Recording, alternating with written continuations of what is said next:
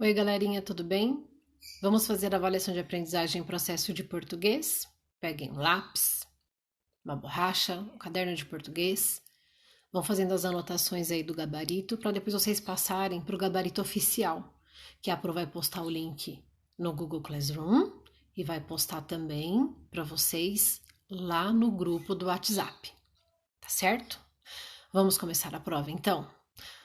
A Pro vai fazer a leitura com vocês como se nós estivéssemos na sala de aula, do mesmo jeito que seria se estivéssemos juntos. Tudo bem? Vamos começar então? Leia o texto e responda as questões 1 e 2. 9 coisas que você precisa saber sobre raios, por Luísa Antunes. Entre 2011 e 2017, caíram no Brasil quase 78 milhões de raios, segundo o levantamento do Instituto Nacional de Pesquisas Espaciais, INPE. Muitos deles, infelizmente, foram fatais.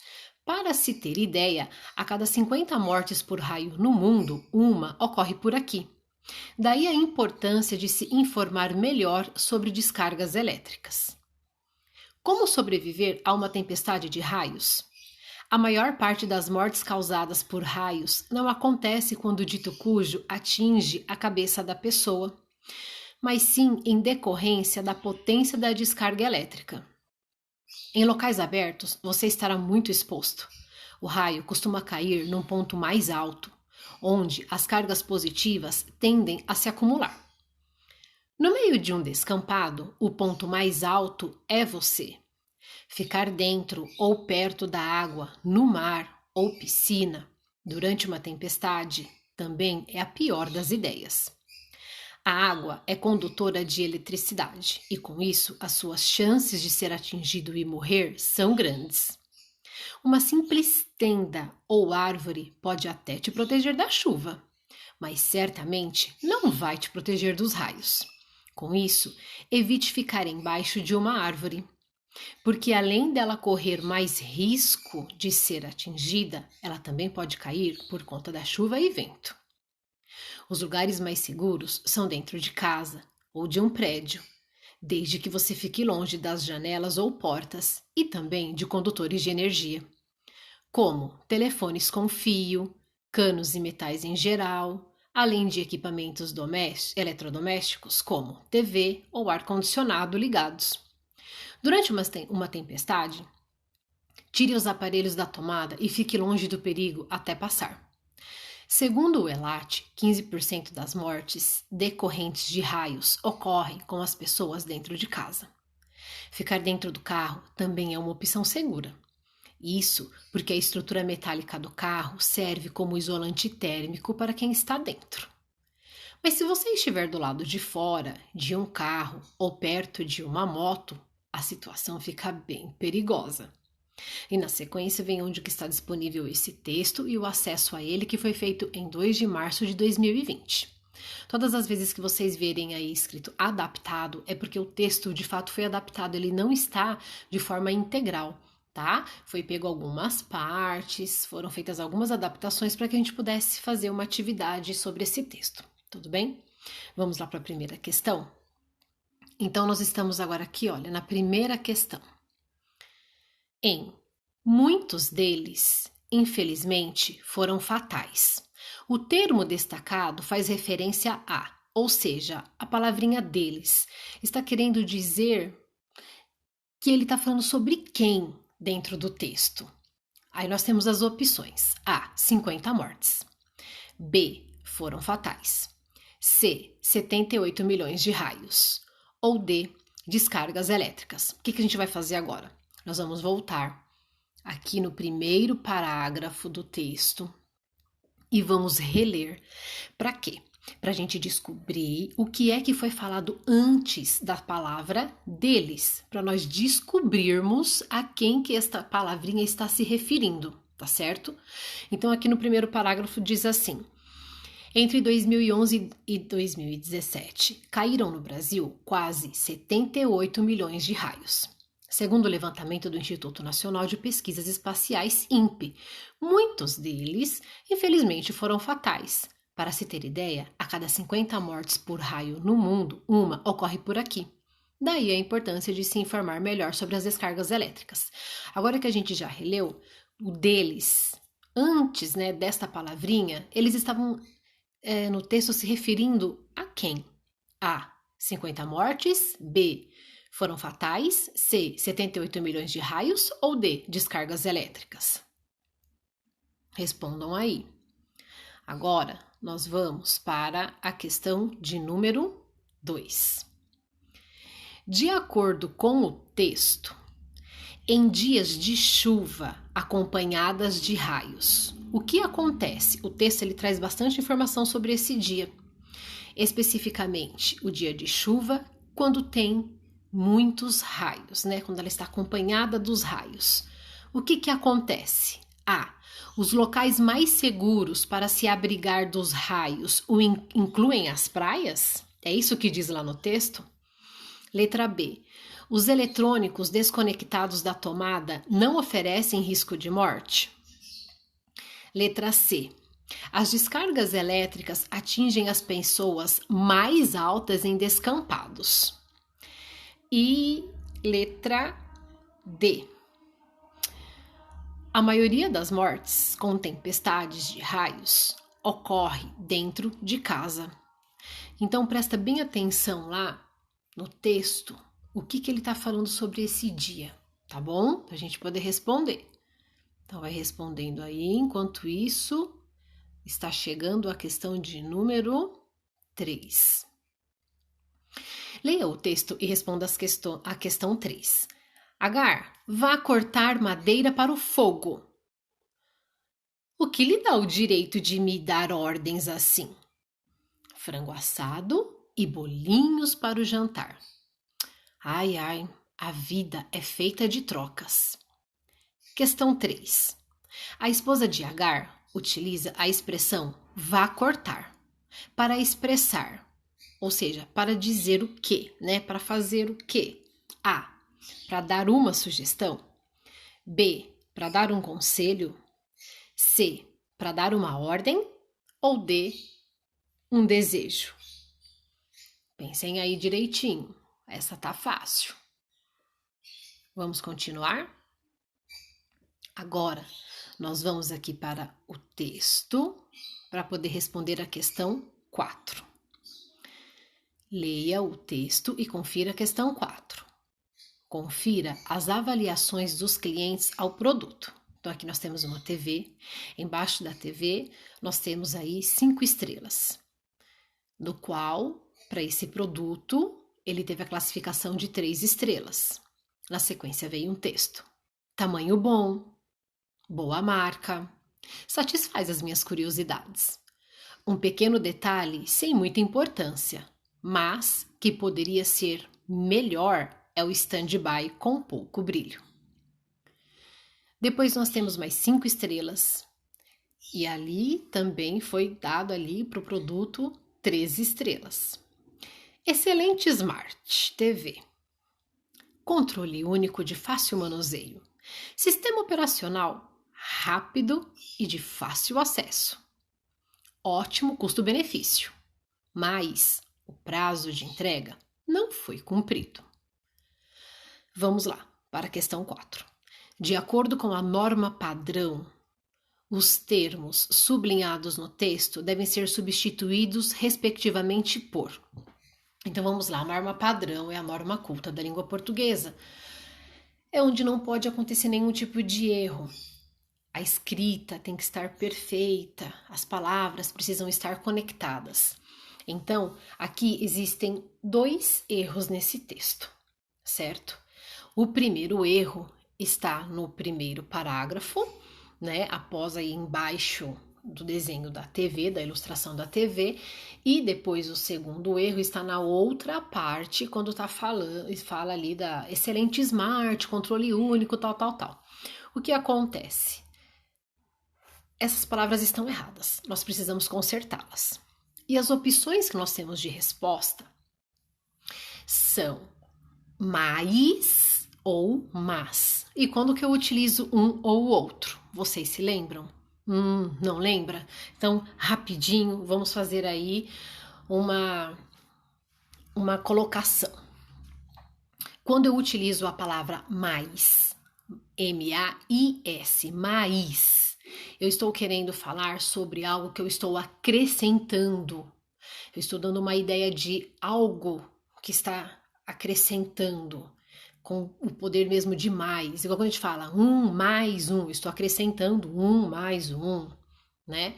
Agora, quando eu falo de mas, M-A-S, o que que acontece? Significa que eu estou dizendo algo, e aí quando eu utilizo esse mas, eu depois dele vou escrever coisas que seriam ao contrário do que eu já disse antes, tá certo? Pensando nisso, vamos lá para a questão novamente. De acordo com a norma padrão, os termos sublinhados no texto devem ser substituídos respectivamente por letra A, mais, mas, B, mais, letra C, mais ou letra D, mas. Refaçam a leitura dos 2 parágrafos e percebam se você estiver fazendo um acréscimo de informação sobre esse produto depois, a partir do momento ali da palavra, é mais. Se você está se contradizendo algo que já foi dito antes, é mas, ok? Pensem aí como que a gente vai fazer para dar essa resposta. A gente não, né? Na verdade, vocês. Vamos então para o texto. Nesse próximo texto, nós vamos responder 2 questões, a 5 e a 6. Perseguição. Paulo André T.M. Gomes. Meia-noite. Cansado e com sono. Lá estava eu, andando pelas ruas sujas e desertas dessa cidade. Minhas únicas companhias eram a lua e alguns animais de vida noturna. Num canto havia um cão e um gato tentando encontrar alimentos, revirando latas de lixo. Em outro ponto da rua, ratos entravam e saíam de um esgoto próximo à padaria da esquina. Eu estava tentando lembrar por que havia saído tão tarde do emprego, quando ouvi uns passos atrás de mim. Caminhei mais depressa, sem olhar para trás. Comecei a tremer e a suar frio, coração acelerado. Aqueles passos não paravam de me perseguir. Virei depressa.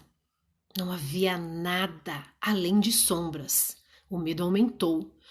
Ou eu estava enlouquecendo, ou estava sendo seguido por algo sobrenatural. Corri desesperadamente. Parei na primeira esquina, ofegante. Olhei novamente. Nada. Continuei a andar, tentando manter a calma. Faltava pouco para chegar à minha casa. Já mais tranquilo, parei finalmente em frente à minha porta. Peguei a maçaneta, ainda um pouco trêmulo devido ao susto e à corrida. Quando a girei, a porta não abriu. Provavelmente, meus pais já estavam dormindo. Procurei minhas chaves em todos os bolsos que tinha. Não encontrei. Os passos recomeçaram. O medo voltou em dobro. Estava meio tonto. Não conseguia manter-me de pé. O mundo girava vertiginosamente. Tentei gritar, mas a voz não veio. Aquele som se aproximava cada vez mais. Não havia saída. Juntei então todas as minhas forças e, num movimento brusco, caí da cama e acordei.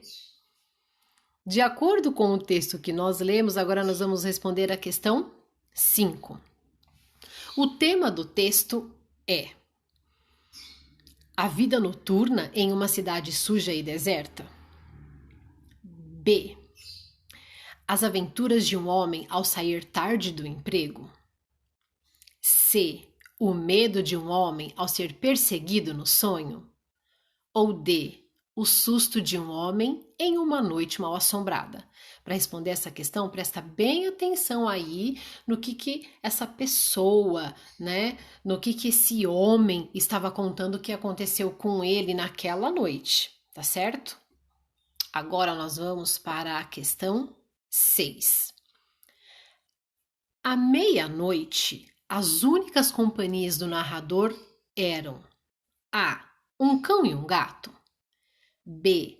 A lua e alguns animais. C. as pessoas que o perseguiam. D. Os ratos que entravam e saíam do esgoto. Voltem lá no texto e deem uma lidinha de novo, porque lá ele fala quem que estava com ele. Lembra? Olha lá, vou fazer a leitura de novo com vocês, hein? Meia-noite, cansado e com sono, lá estava eu, andando pelas ruas sujas e desertas dessa cidade. Minhas únicas companhias eram a lua e alguns animais de vida noturna.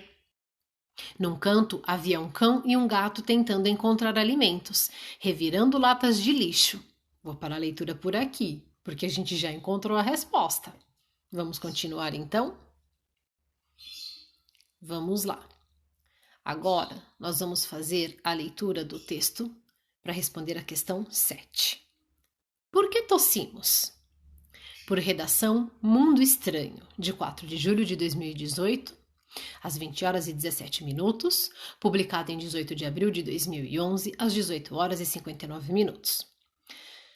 Para eliminar substâncias estranhas das vias respiratórias e do pulmão, a tosse é uma expulsão ruidosa de ar pela boca, causada por uma contração súbita do diafragma. Ela defende a respiração da agressão de micróbios, infecções gripais, poluição, poeira e fumaça, entre outros agentes. E pode servir para eliminar o excesso de secreção nas vias respiratórias.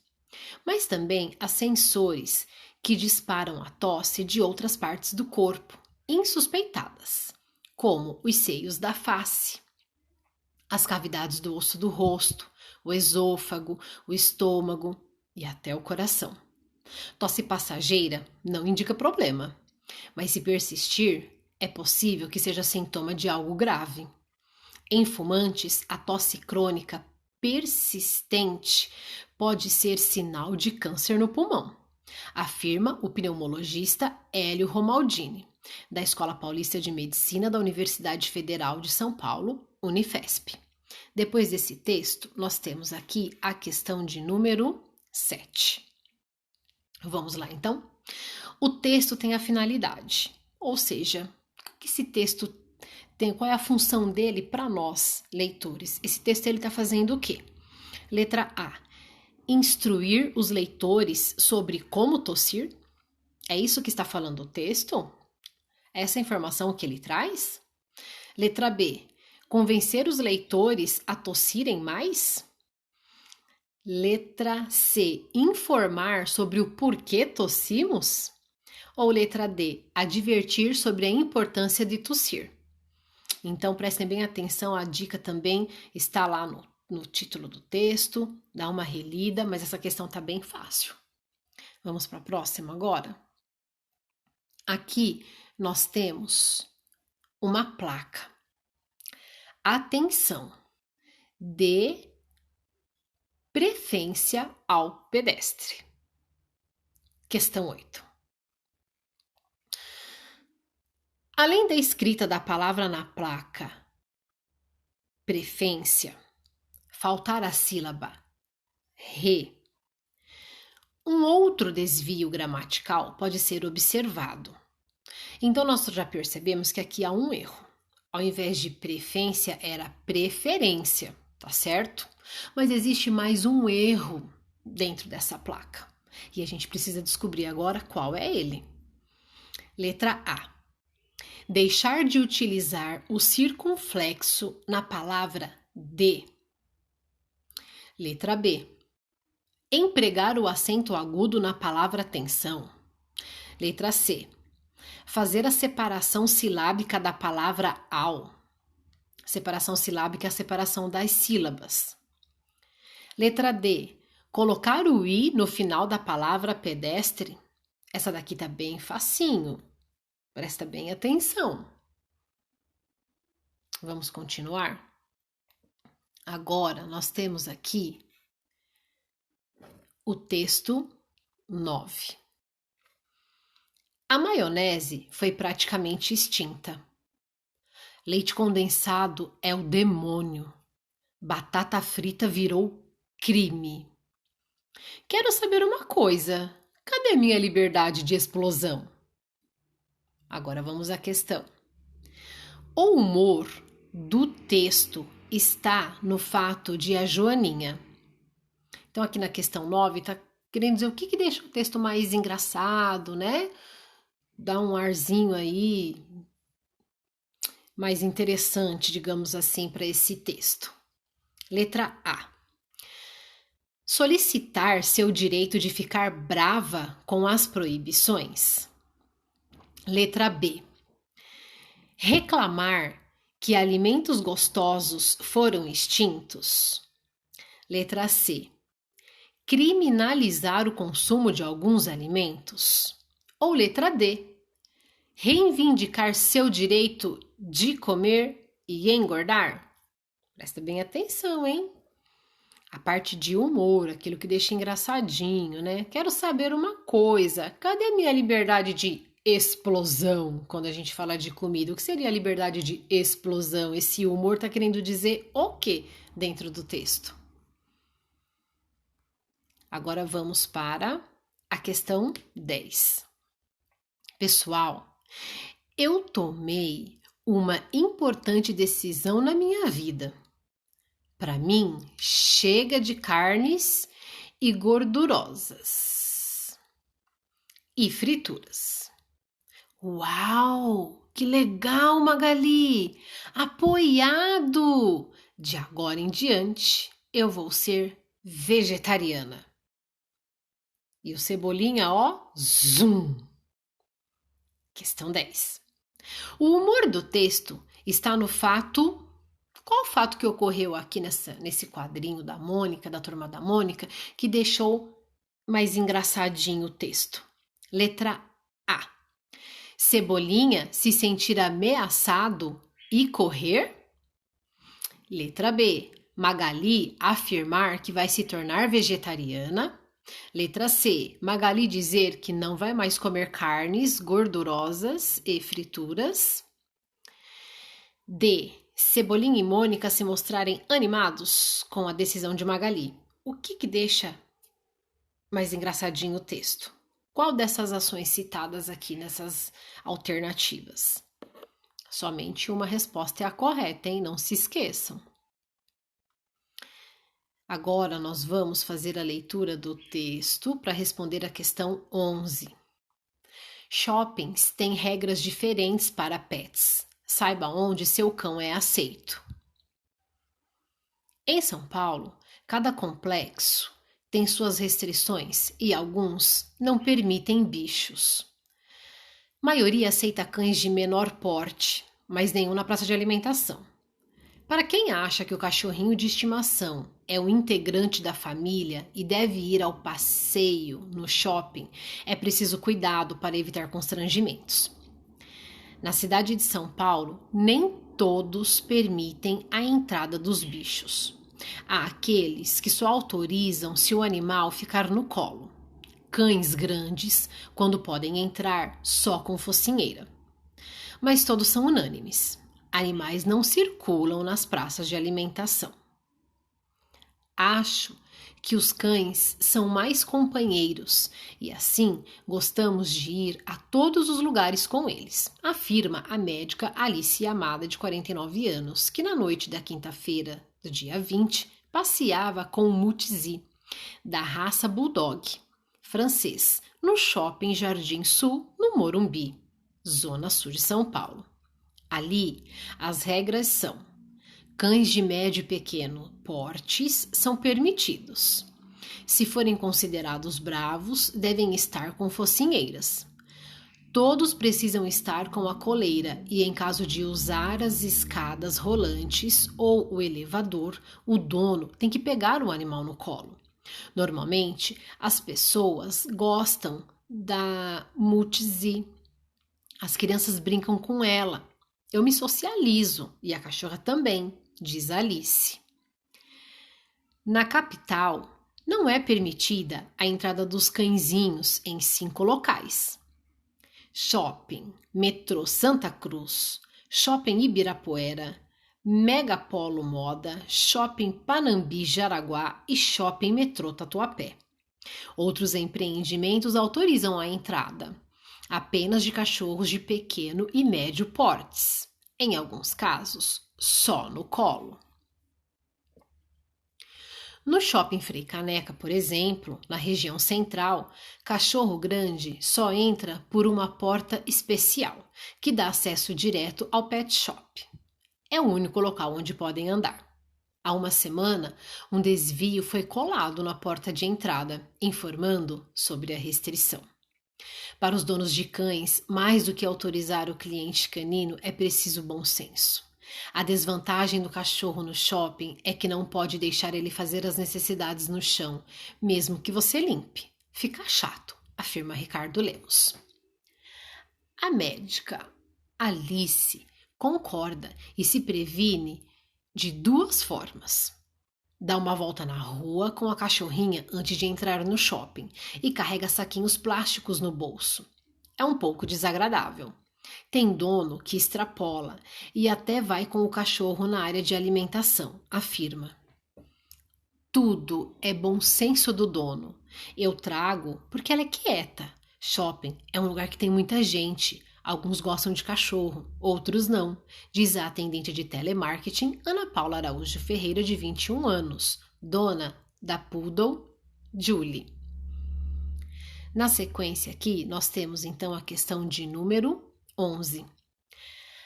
A frase em que há marcas do posicionamento do jornalista. O que seria o posicionamento? É o ponto de vista do jornalista. Ele fez aqui, dentro desse texto, ele colocou assim o posicionamento, o que algumas pessoas acham, mas ele também dentro do texto colocou o posicionamento dele, o que ele pensa sobre isso. E agora nós temos que analisar nas próximas alternativas qual delas é que tem o posicionamento do jornalista que fez este texto. Vamos lá, então. A frase em que há marcas o posicionamento do jornalista é: letra A. Nem todos permitem a entrada dos bichos. Isso é um posicionamento dele? É o que ele acha? É o que ele pensa? Letra B. É preciso cuidado para evitar constrangimentos. Isso seria a resposta. C. Na capital não é permitida a entrada dos cãezinhos em 5 locais. E letra D. Um adesivo foi colado na porta de entrada informando sobre a restrição. Aqui nós temos a resposta, né, que é o posicionamento, mas nós temos outras alternativas aqui com informações, com outras situações que não são, no caso, a opinião, não é a opinião do autor do texto.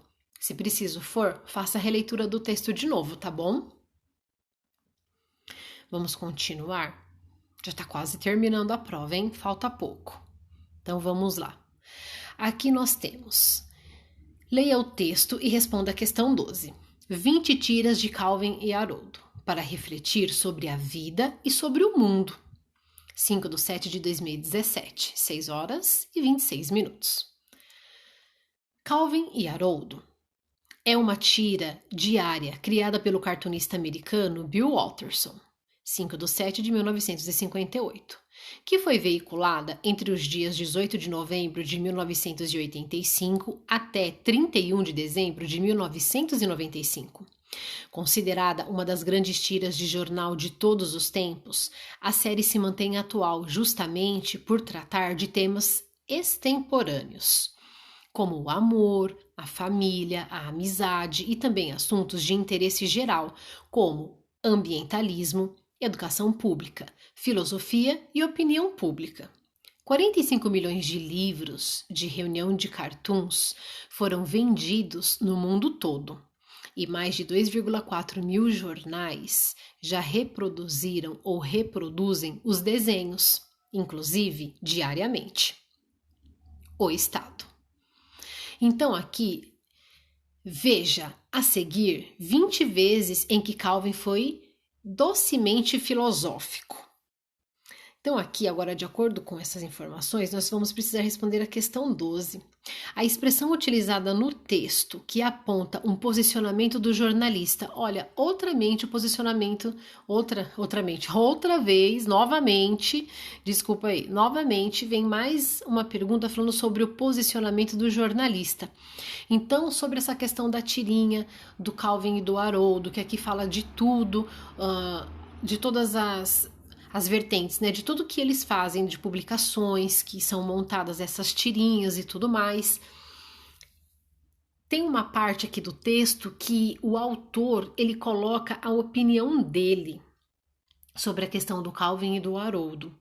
E agora a gente precisa descobrir qual é a alternativa em que ele coloca esse posicionamento dele, o ponto de vista dele, o que ele acha sobre eles, tá certo? Vamos lá.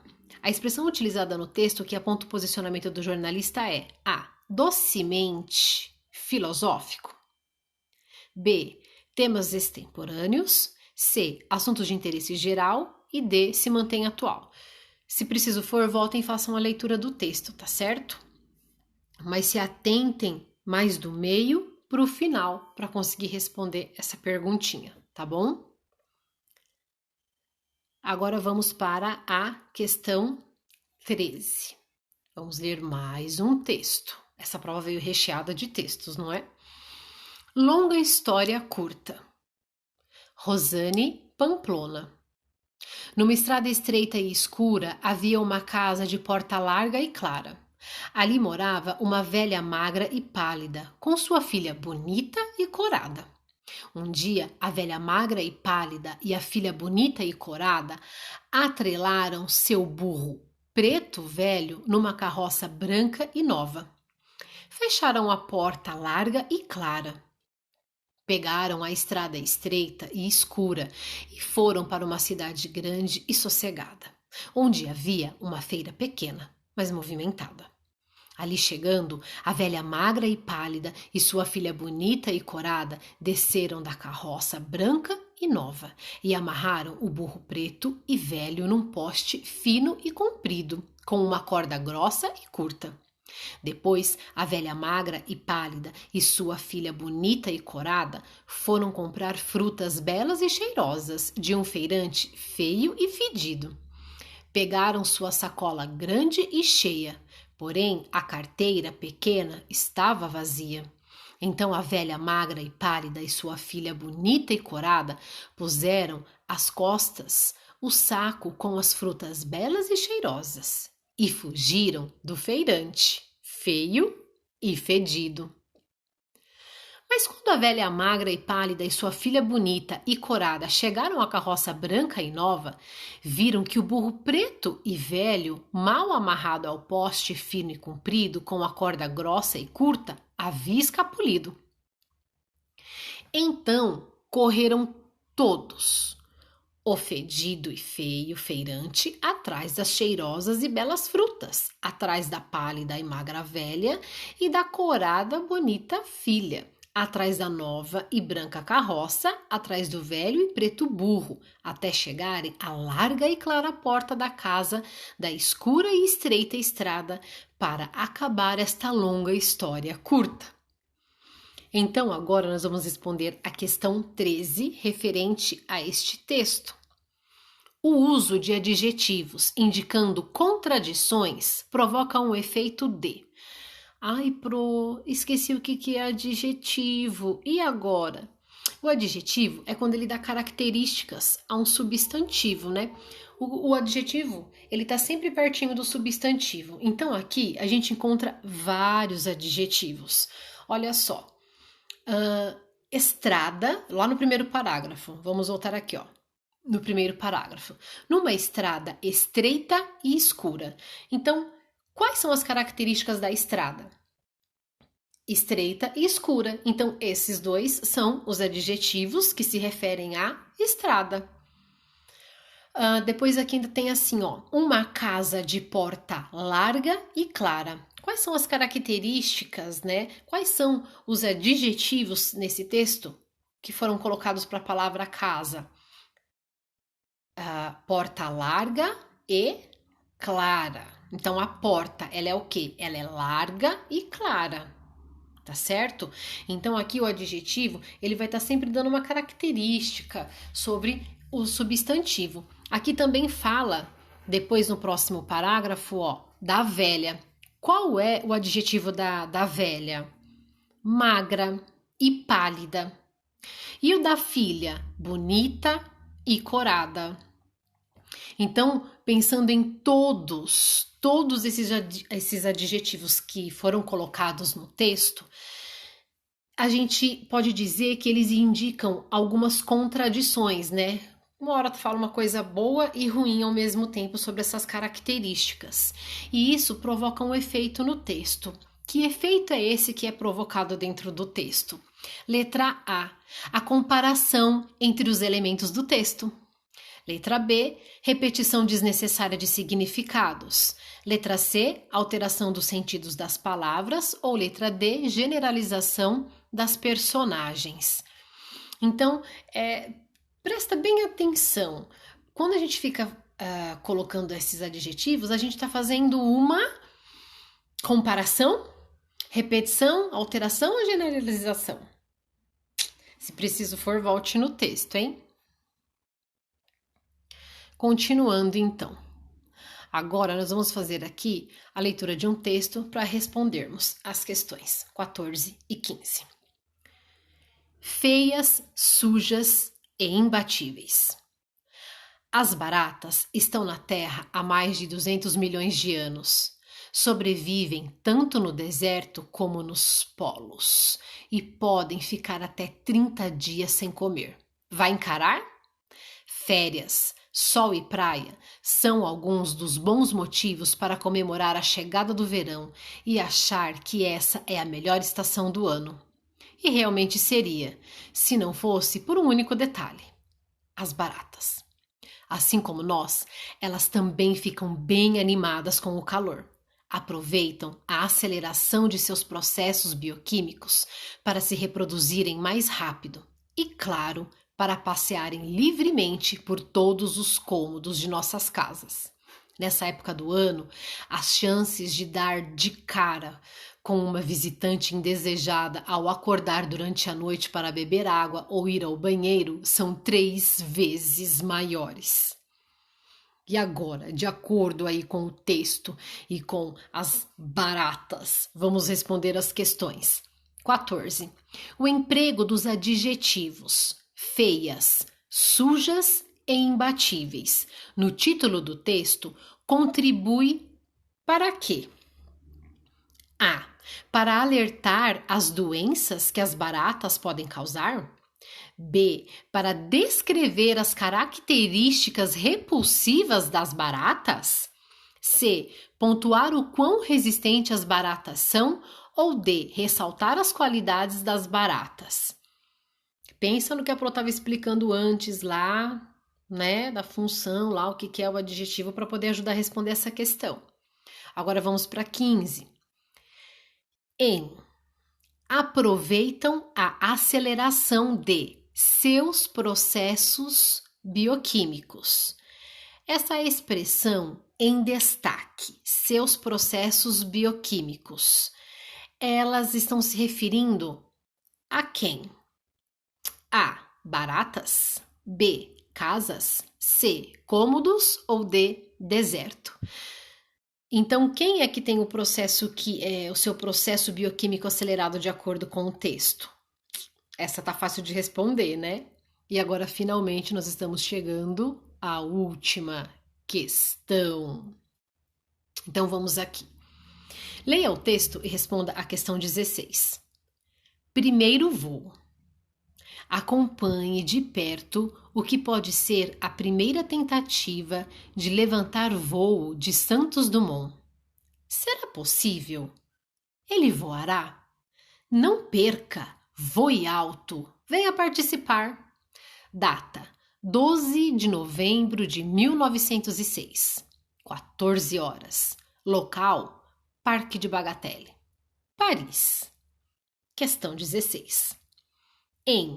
Não perca, voe alto, venha participar. Os verbos produzem o efeito de sentido no texto em que o leitor deve: A.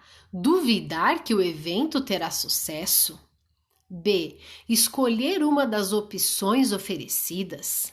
C. Relatar a outros conhecidos o que vai ocorrer. Letra D. Seguir o aviso de comparecer no dia do evento. Então a gente sabe que o verbo, ele tem várias funções, né? Ele pode ser um verbo de ação, de fenômeno da natureza. E aqui, quando ele pergunta da questão do verbo, ele tá falando do sentido, né? Ó, não perca, voe alto, venha participar. Esses verbos, eles estão produzindo um efeito no texto. Aí na hora que você, né, na hora que eu, na hora que nós estamos lendo isso daqui, esse texto, esses verbos, eles vão dar que tipo de sentido aí para esse texto? Para a gente fazer o quê? Para a gente duvidar do evento? Para a gente escolher uma das opções? Para relatar os outros conhecidos o que vai ocorrer? Ou para seguir o aviso de comparecer no dia do evento? Acho que deu para pegar essa daí, né? Gente, boa prova, hein? Eu espero que vocês tenham acertado muitas questões. Eu espero que a Pro, tendo feito a leitura junto com vocês, tenha ajudado, tá certo? Na hora de vocês conseguirem aí responder. Eu espero ter ajudado. Muitos beijos e até a próxima, galerinha. E não esqueçam de responder depois lá no Gabarito Oficial, ok? Beijinhos, tchau, tchau!